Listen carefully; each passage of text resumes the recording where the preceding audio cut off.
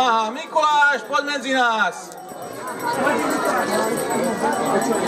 Tu je Mikuláš, zabudol na nás. Vítaj Mikuláš v Likavke okresu Žomberok. Ideš hore?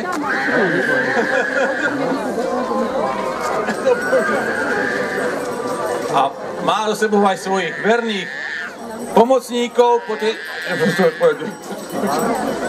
Počkaj!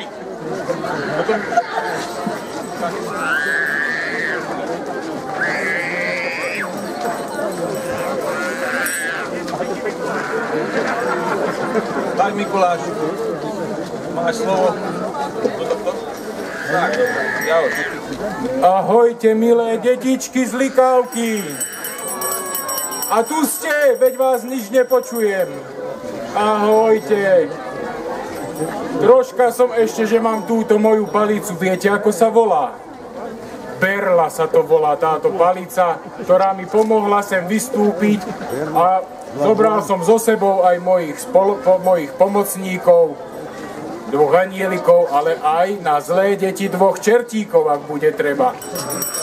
Ale vraveli mi, ja som sa rozprával s pánom starostom, že vraj tu v Likavke dobré deti bývajú.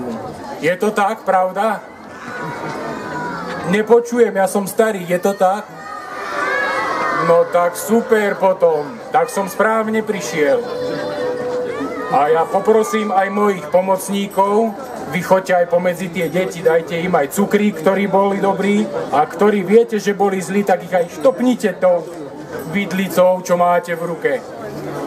Detičky milé, ale dneska máme krásne počasie však. A keby nám ešte aj zasnežilo troška, no to by bolo paráda. A pozerám, že akú tu máte krásnu akciu. To pán starosta vymyslel.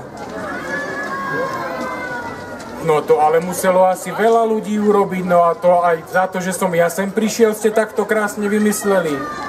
No super, tak to sa mi naozaj páči a tým, ktorí to všetko urobili, asi veľká vďaka za to. Ale teraz, moji milí, kto sa nájde taký, kto by sa nehambil a prišiel mi sem povedať takú básničku alebo pesničku? Ty vieš? No tak poď povedať, vy ideš dáko? Poď.